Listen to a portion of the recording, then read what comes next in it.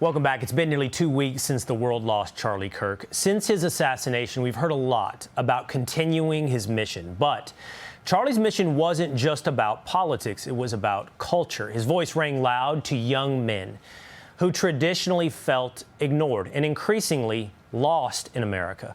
While Charlie focused on reaching the youth, those same kids began to introduce their parents to him. I can't tell you how many times over the last couple of weeks I've met someone my age or a little older that said they learned of Charlie from their son.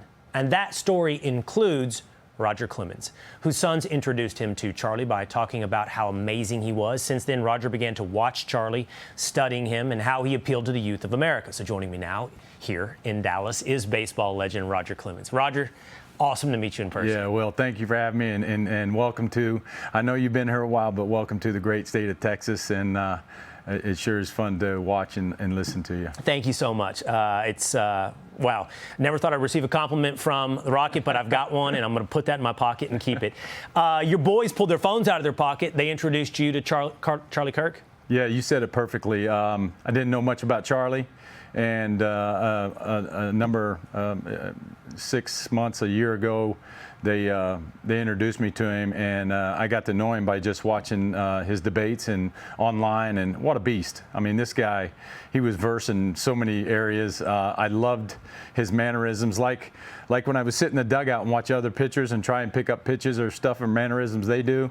I really enjoyed it, and the one that I noticed the most with Charlie was he would take the microphone and set it down when he's done saying his piece, so he could listen to the questions that the young kids, the older people were asking him questions, and I thought that was a really cool mannerism, that he would always set that microphone down so he paid attention and listened to detail, so he could answer questions from both sides, whatever side it was. I mean, you knew his point, and but I loved it. Like I said, I watch so many videos of him now, and just appreciate the man. I love that you're watching him like a baseball pitcher watching the opposing pitcher, watching the mannerisms and where he places the mic. There's a famous clip of Charlie answering a question about how many times God is invoked in the Declaration of Independence and the Constitution, and you can see in his eyes, and you can see the smile he doesn't want to totally reveal, that he's just ready. It's like knowing exactly what pitch you're going to throw and exactly how I'm going to hit this ball. Oh, you hit it spot on again, too. I love it because when he's getting the question and he's already absorbing where it's going, he'll look over to some of his staff over his shoulder every once in a while and say, this is going to be good. But when he would get a tough question, or I loved it, too, because he would thank people for the question. And just a sweetheart of a man. His wife, Erica, I believe, what a tough cookie this lady is. I mean, listening to her the other day, what strength she had to come on in front of all of us and express her words. And I want her on my team. I want to be on her team. I mean, the way she came across. And the same thing with Charlie. Again, a baseball reference, Will. When you have somebody like Charlie on your team, he makes everybody around you better, and that's what you look for. You look for traits in a person from that. And again, my boys, I have 4 young men. They turned me on to it. They're very versed in a lot of subjects, not just the sports field, but what goes on in politics. So it's been a joy to be able to talk to them about it. Yeah, isn't that nice to be able to talk to your boys about something other, not just you, me as well, a lot of us, talking about something other than sports. You and I were talking. The breaking news of the day is that Ryan Ruth has been found guilty in his attempted assassination of President Trump. And you and I were talking because you've played a lot of golf with President Trump. I have, and it was great to hear his comments on that, too. I mean, you just take a big, deep breath. I mean, you know, I still shake my head from not too long ago when in Pennsylvania they let a gentleman into, I say a gentleman, they let a crazy man into a rally with a golf rangefinder. I mean, I just shake my head at this stuff. Why are you going to a rally with a golf rangefinder? And why are you going to a golf course with an assault weapon? 100% on that, too. And let me tell you what, when we golfed with him last in Virginia, the president hit the ball beautifully. But it was a little intense when you have 30 golf carts and you have SWAT teams and Secret Service all around you. He handled it great. He wasn't just golfing, by the way. He was working the entire 3 hours on the golf course I was with him. He was answering phone calls. He was talking to head of states. The man, I don't know how he operates on. And hitting all the fairways, you said.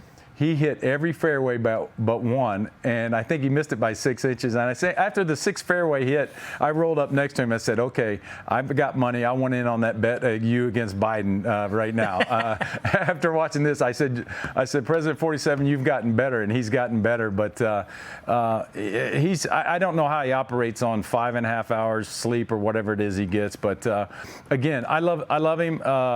The reason I voted for him, because he's no nonsense, common sense and no nonsense. I love that about him. And again, Will, I can back up. When Obama became, I didn't vote for him. We had the same birthday, by the way. I didn't vote for him. But once he became our president, I was rooting for him to do something well for us. And that's the way that people. That's the way I always feel that people should come together. I want to ask you one more question. I'm pushing the limits of our time together, and it's going to take me a minute to set this up. But I think in the wake of Charlie Kirk's assassination, what you've seen is a tiptoeing into the waters of being open and bold, not just about faith, but about politics from celebrities. You've seen, for example, Chris Pratt and other really big celebrities start to reveal a little more about who they are and what they believe. The left has always been very bold in the celebrity culture of telling you what they believe. You are obviously as big as it gets in the world of sports, and you feel strongly and bold in sharing your opinions. Would you like to see that more from athletes? Would you like to see a little more boldness and honesty from the celebrities in your world of sports? I would like to see that. Definitely, I would like to see that on both sides, even if my celebrity friends are Democrats. We don't have to agree, but we still get along. You don't go try and kill somebody. Again, it's open for debate all the time, and we talk about our opinions and what side of the table we're on. But we're Americans. Last time I checked, you know what I'm saying? And that's just the way we were brought up. My mom, my grandmother, they raised me. My pops died when I was young, so I was raised by 2 strong-willed women, and I don't think I need to say any more other than that. All right, there you go. And I think the career speaks for itself. Again, it's an honor to meet you in person and to get to know you. Thank you, Roger. Yeah, appreciate it. Hey, it's Will Cain. Click here to subscribe to the Fox News channel on YouTube. It's the best way to get our latest interviews and highlights. And click to subscribe to the Will Cain podcast for full episodes right now.